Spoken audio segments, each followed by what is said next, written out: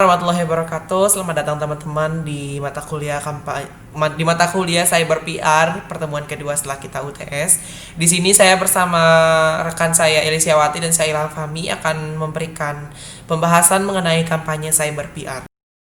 Yang akan kita bahas pada kesempatan kali ini, yang pertama adalah pengertian kampanye Cyber PR, perencanaan strategi Cyber PR, jenis dari Cyber PR itu akan saya yang akan menyampaikan.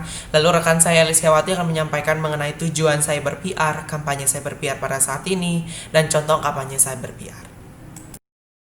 Apa sih pengertian dari kampanye Cyber PR? Kampanye Cyber PR adalah aktivitas untuk meningkatkan kesadaran dan pengetahuan halayak atau sasaran yang ingin kita tuju, untuk memberikan persepsi, untuk memberikan opini yang positif terhadap suatu kegiatan atau satu lembaga atau organisasi atau corporate yang kita miliki. Nah, secara pengertian lebih luas, kampanye Cyber PR adalah memberikan penerangan secara terus-menerus, memberikan informasi secara kesinambungan untuk mencapai publisitas atau citra yang positif untuk perusahaan yang sedang tempat kita bekerja, seperti itu.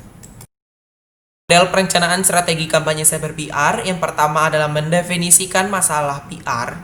Apa sih yang terjadi pada saat ini? Lalu penyusunan program, apa yang harus dilakukan dan direncanakan. Selanjutnya ada bertindak dan mengkomunikasikan. Lalu bagaimana dan kapan kita akan melakukannya. Dan selanjutnya ada mengevaluasi program. Nah, bagaimana kita telah melakukan, bagaimana efek setelah itu, apa saja yang akan kita lakukan gitu. Ini rincian terhadap perencanaan kampanye Cyber PR kita. Dan pertama adalah analisis masalah yang terjadi, merumuskan tujuan program kampanye. Yang ketiga ada tema pesan kampanye, program kampanye, target sasaran kampanye, mau seperti apa yang ingin kita tuju, dan selanjutnya menentukan strategi dan taktik. Nah, ini yang sangat penting. Strategi dan taktik ini bagaimana pesan itu sampai kepada masyarakat, sampai kepada segmentasi pasar yang ingin kita tuju. Nah, selanjutnya adalah merumuskan pesan, menentukan media, waktu, personil, anggaran, penyajian proposal. Setelah itu kita akan melakukan kampanye. Setelah itu kita melakukan evaluasi. Lalu setelah evaluasi, apa saja kekurangan dan kelebihan untuk kita perbaiki sama-sama, seperti itu. 3 jenis yang ingin kami sampaikan jenis kampanye Cyber PR. Yang pertama adalah kampanye yang berorientasi kepada untuk meningkatkan kesadaran, untuk menimbulkan citra positif dari masyarakat terhadap perusahaan di tempat kita bekerja. Yang kedua, ada kampanye yang mengarah kepada calon kandidat politik.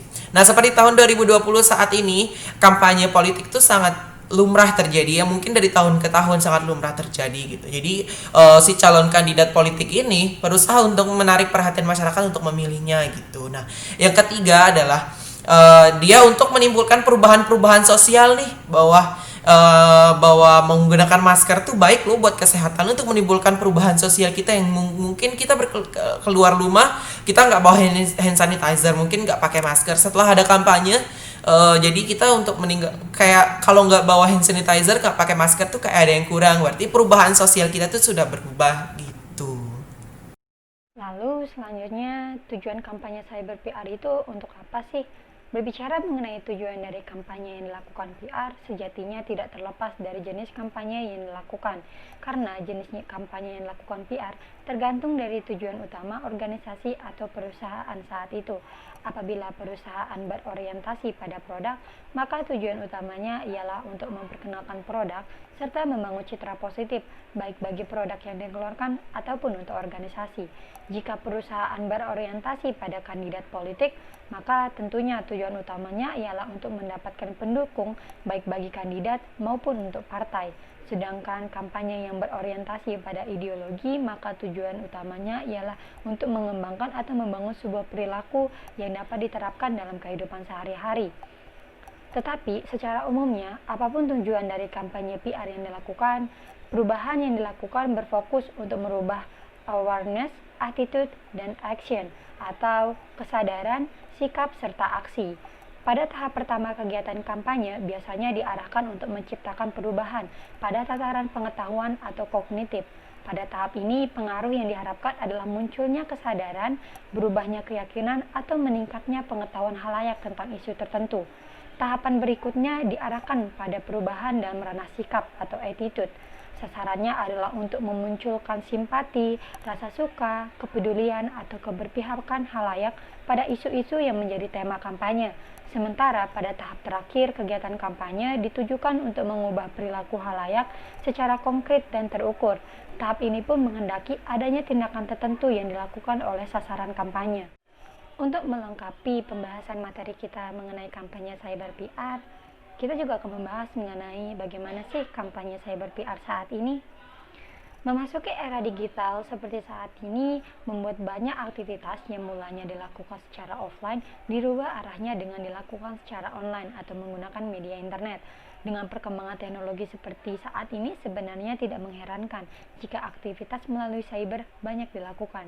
Teknologi yang hadir saat ini menghadirkan alur komunikasi yang lebih baik dibandingkan sebelumnya, mulai dari era komunikasi 1.0, 2.0, 3.0 hingga 4.0, dan diprediksi juga akan terus berkembang sejalan dengan perkembangan pengetahuan dan kemajuan teknologi, dan tentunya juga akan menghadirkan dan memunculkan komunikasi yang semakin mempermudah kehidupan manusia.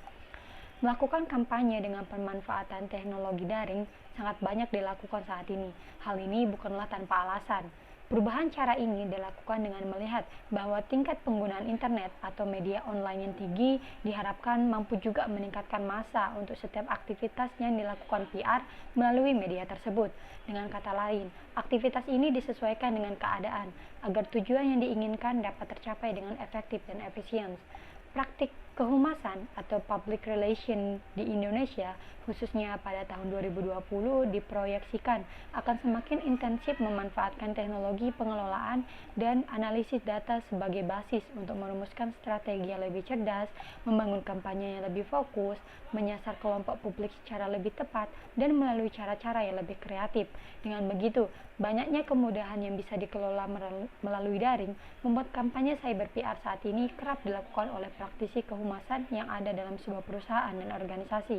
Bukan hanya sebagai pilihan saja, namun bisa kita katakan menggunakan cyber PR atau kampanye melalui cyber PR sudah menjadi tren sendiri bagi perusahaan atau organisasi, serta menjadi tolak ukur perkembangan sebuah perusahaan.